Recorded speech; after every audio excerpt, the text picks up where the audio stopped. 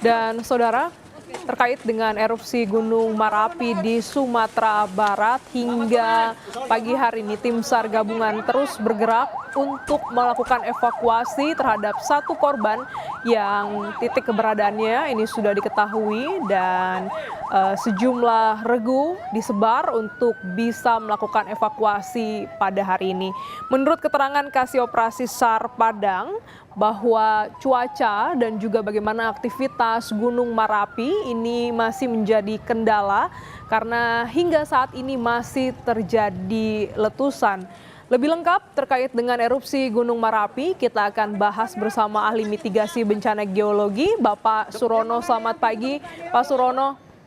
Selamat pagi, Mbak Glani. Selamat pagi Ya, kejadian erupsi Gunung Merapi ini seharusnya menjadi pembelajaran penting karena begitu banyak korban dari erupsi ini. Sebelumnya PVMBG ini menyebut, Pak, Gunung Merapi termasuk salah satu gunung api yang sulit diprediksi gejala letusannya meski sudah dilengkapi peralatan pemantauan gunung yang relatif lengkap. Sebenarnya apa yang membuat Merapi bisa seperti ini? Kalau saya beli judul wawancara kita ini, pelanggaran aturan yang pasti membuat celaka, selamat kebetulan. Ya, begini, tidak hanya Merapi yang sulit diprediksi. Kalau prediksi kapan meletusnya, tanggal berapa, jam berapa, itu memang sulit. Bahkan tidak mungkin bisa dengan ilmu pengetahuan apapun, gitu kan. Tetapi dari pemantauan gunung api itu, seperti kita melihat mendung, bahwa itu adalah tanda-tanda mau hujan. Bahwa terjadi hujan bisa terjadi, tidak juga bisa terjadi, tetapi begitu mendung kita memberi warning, bawalah payung kalau keluar, ya kan? Itu yang terjadi. Jadi Merapi ini sudah status waspada. Kalau nggak salah saya teken itu tahun 2010 ke sini lah. 2015 saya tinggalkan kantor itu masih statusnya waspada, dan sampai sekarang statusnya waspada. Dan dalam status waspada itu boleh naik, tapi jangan masuk dalam radius 3 km. Kalau itu tidak ada warning itu, ya status normal, waspada, siaga, awas. Itu bukan untuk meramalkan atau memprediksi kapan letusan gunung api akan terjadi dan berapa intensitas letusannya, bukan untuk itu. Tetapi untuk mengetahui ada suatu tingkat ancaman dan risiko bencananya dan cara mengantisipasinya. Risiko bencananya adalah atau ancaman bahayanya adalah Merapi itu sering meletus. Kapan saja, dari dulu, sekarang, dan yang akan datang akan meletus terus. Nah, cara antisipasinya ya jangan masuk dalam radius 3 km. Di luar itu ya aman-aman saja gitu loh. Di kaki itu aman-aman, kaki Merapi aman-aman saja. Pertanyaan apakah harus diungsikan masyarakat di sekitar Merapi? Ya tidak perlu, wong materialnya hanya jatuh dalam radius 3 km maksimum gitu. 3 km adalah tawaran Merapi dalam kondisi worst scenario gitu, Mbak Glenis. Ya kan, yang diterjemahkan tawar maunya Merapi itu seperti ini.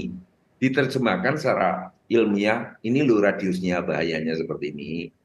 Boleh naik, tapi jangan masuk radius 3 km gitu loh. Kalau masuk di sana, artinya kan melanggar aturan tuh. Ya selamat tidak ditanggung. Selamat itu kebetulan, celaka itu adalah bisa suatu kepastian. Ya kan? Sama lah kita semua kalau melanggar suatu aturan yang sudah disepakati, apalagi aturan alam, itu tidak bisa kita dilanggar. Aturan itu untuk ditepati kok, bukan untuk dilanggar, dan aturan itu bukan untuk mempersulit, tetapi untuk mempermudah dan untuk hidup harmoni aturan itu.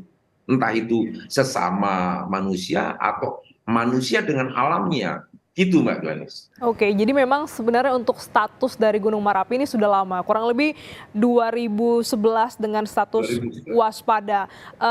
Cukup lama tidak ada pembaharuan, mungkin itu juga membuat akhirnya masyarakat seolah abai, Pak, untuk akhirnya melakukan pendakian, dan kemarin ini beberapa hari lalu terjadi erupsi dan akhirnya memakan korban. Lantas bagaimana cara terbaik untuk memberikan pemahaman, peringatan kepada para pendaki ataupun juga warga sekitar?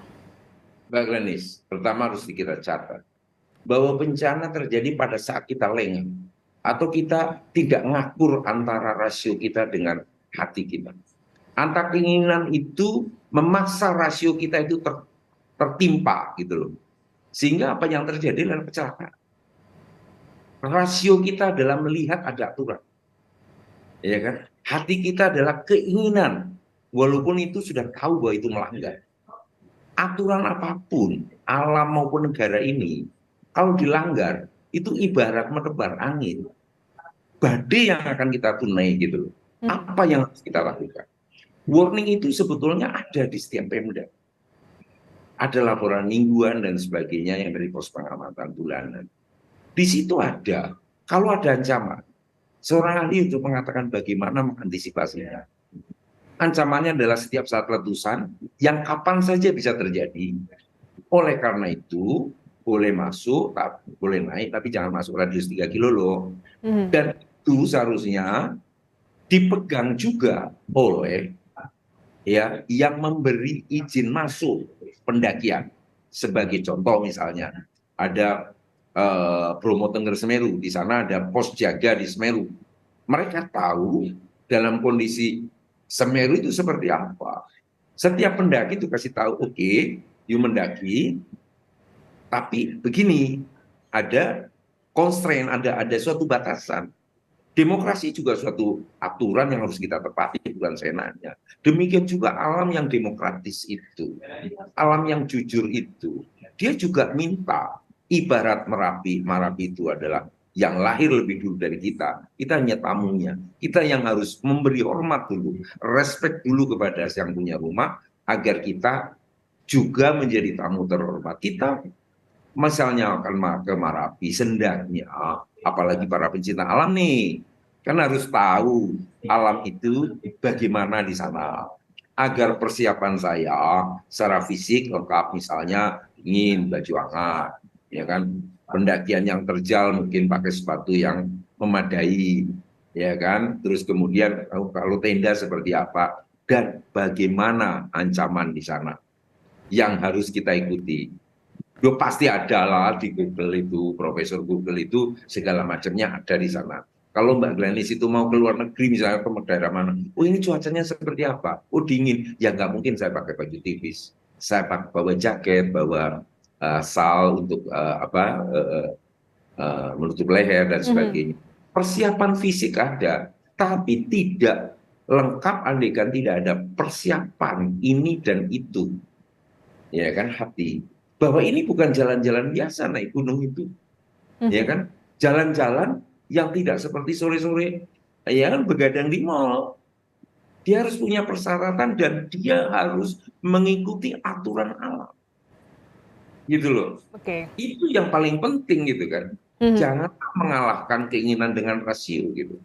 Ya, Pak, ternyata BKSDA ini sempat memberikan rekomendasi update, maksud kami PVMBG sempat memberikan update bagaimana kondisi Gunung Merapi kurang lebih di tanggal 1 Desember untuk adanya larangan untuk pendakian.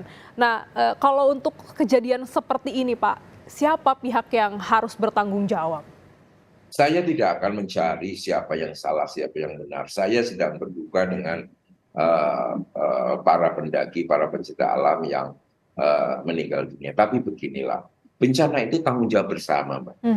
Ahli vulkanologi itu memberikan rekomendasi, ya kan, aturan yang harus dilakukan, ya kan. Nah, yang punya masyarakat itu pemerintah daerah, Mbak. Dengan pengelola wisata itu yang bersinggung langsung dengan subjeknya. Subjeknya apa sih bencana? Itu masyarakat dan apa yang dimiliki oleh masyarakat tersebut. Dan dia bertanggung jawab tentang itu. Ahlinya bertanggung jawab kepada bagaimana status gunung api. Ya kan?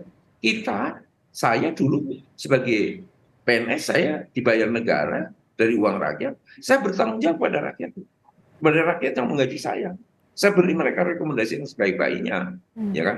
Kalau misalnya ya kan teman-teman di vulkanologi misalnya tidak memperbolehkan naik atau larangan naik, ya diikuti apa sih, ya kan. Kalau misalnya radiusnya 3 km, itu memang dulu saya teken itu tidak boleh masuk 3 km. Saya tidak tahu yang para korban ini berada di radius berapa mereka. Kalau di luar radius 3 kilometer seharusnya tidak terjadi gitu loh. Hmm. Seharusnya gitu kan. Ya kan? Itu yang terjadi. Dan bisa terjadi Marapi itu terjadi awan panas. Awan panas itu bisa 800 derajat Celcius, Mbak. Misalnya kita tidak langsung kena awan panas itu, hanya dia lewat tidak jauh dari kita, itu uap panasnya itu bisa lebih dari 200 derajat, 100 derajat. Itu air mendidih, Mbak. Lebih dari itu bisa terjadi tubuh kita tiba-tiba kering, yang dimana tubuh kita adalah 2/3 air. Ya tidak selamat kita. Oleh karena itu, risiko terburuk dari Marapi saat itu kita kurung, janganlah masuk radius 3 kilometer. Kalau memang sekarang adik-adik saya di vulkanologi sampai memberikan larangan, ya sudah memang harus dituruti. Mau tidak mau. Lu kita cuma tamu. Tamunya Marapi, tamunya alam secara keseluruhan. Ya kita harus taat kepada tamu yang akan menerima kita. Kita harus hormat kepada punya rumah kalau kita ingin menjadi tamu yang terhormat. Kan ada saya datang di rumah Mbak Glanis diterima dengan baik, kan saya tidak bisa saya nanya masuk kamar pribadi Mbak Glanis, bahkan saya mau ke toilet aja minta izin gitu. Yeah. Ada batasannya itu. Jangan memaksakan kehendak kita terhadap kehendak alam. Ya kan? Oke. Aturan itu untuk dipatuhi, bukan untuk dirancang untuk dilanggar. Ya kan? Kalau kita memaksakan kehendak kita kepada kehendak alam, ya kan? Celaka sudah pasti, selamat kebetulan. Kalau kita melanggar aturan apapun, aturan alam, aturan negara, kita sedang menunai angin, badailah yang akan kita, menyebar angin, badailah yang akan kita tunai nanti. Jadi mohon, aturan itu untuk ditepati dan dihormati, bukan untuk dilanggar. Tidak terhormat kok melanggar aturan itu. Ya. Apalagi untuk kepentingan sendiri atau kelompok itu nggak baik lah itu kan. Pak Surono, ini kita tahu bahwa aktivitas mendaki gunung ini banyak disukai oleh masyarakat begitu ya, anak muda, kegiatan kampus begitu banyak mengajak atau terjadi atau dilakukan untuk pendakian gunung. Kalau berdasarkan pos pemantauan kan kalau aktivitas Gunung Merapi kita bisa memantau melalui sebuah alat Pak ya, seismograf bagaimana aktivitas erupsi ataupun letusan gempa yang dihasilkan. Tapi kalau untuk seorang pendaki yang awam, apakah sebenarnya kita bisa melihat, menandai bahwa ada sesuatu yang terjadi dengan alam, dengan gunung yang kita daki, sehingga itu menjadi warning untuk kita lebih baik kita turun dan lain-lainnya. Jadi pengetahuan tentang alam ini bagaimana, Pak? Tidak semua bisa kita awam itu ya, yang bisa memantau, ya kan, bisa mengikuti. Memang dulu saya mudahkan, bisa saya ganti frekuensinya. Orang tidak bisa masuk frekuensi itu. Tetapi daerah-daerah tertentu seperti Merapi di Jawa Tengah, DIY, kemudian Semeru yang banyak aktivitas mengambil pasir, itu monitor kita itu bisa mereka dengarkan melalui walkie-talkie atau handy-talkie. Manakala ada letusan, karena banyak orang cari rumput di daerah bahaya, orang nyari pasir di daerah bahaya, itu mereka bisa cepat-cepat menyingkir. Tetapi tidak semuanya. Tidak semuanya. Dan kita juga khawatir kalau bisa dipantau dengan handy-talkie, mereka bisa ganggu juga. Kalau yang tidak dewasa gitu kan. Mereka ganggu, kita yang akan menjadi masalah gitu loh kan. Untuk Merapi, untuk Semeru, masyarakat sudah tahu kita sediakan itu dan mereka secara dewasa tidak mengganggu. Tetapi kalau tidak tahu, rekomendasi itu ada di pemerintah daerah, rekomendasi ada di pengelola wisata, ya kan, yang setiap saat masyarakat bisa melihat. Tetapi ya kan, kita punya gunung api yang terbanyak di dunia, 127. Seharusnya kita menjadi center of excellence. Bagaimana pemuda-pemuda pencinta alam itu bisa hidup harmoni dengan gunung apinya. Setiap tanggal 17 dulu saya selalu repot, Pak. Karena banyaknya anak-anak bangsa yang nasionalismenya tinggi, mereka ingin bersyukur menerangkan renungan suci di puncak-puncak gunung api. Kita batasi. Misalnya pengelolanya itu hanya 10, yang masuk 200. Saya tanya, apakah sampean bisa mengendalikan satu orang 20 pendaki? Hmm. Kalau terjadi chaos, tolong, ini bukan jalan-jalan biasa, dan Anda harus bertanggung jawab karena Anda memberi izin. Izin kan sama dengan tanggung jawab, Pak. Ya kan? Izin adalah suatu tiket tanggung jawab bagi pemberi dan penerima gitu loh. Ya kan? Mhm. Jadi itu yang harus dipahami bersama. Ya kan? Pemuda, saya salut banyak pemuda-pemuda kita yang outfounder, itulah muda, penuh tantangan, bukan apa duduk di kursi empuk gitu kan.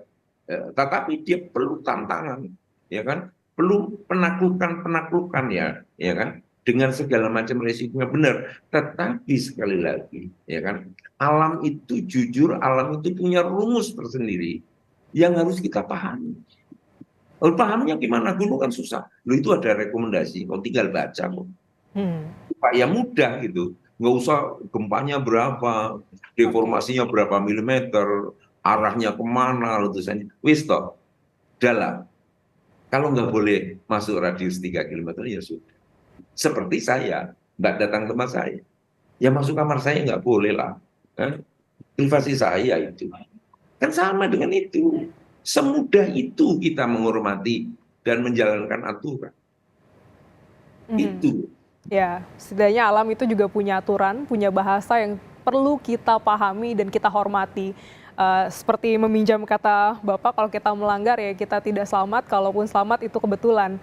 Eh, kita juga akan memahami lebih lanjut Pak, bagaimana mitigasi atau hal-hal apa yang kita perlu pahami untuk mencintai kegiatan mendaki gunung ini, supaya kita juga bisa aman dan juga tidak membahayakan para pendaki yang lainnya.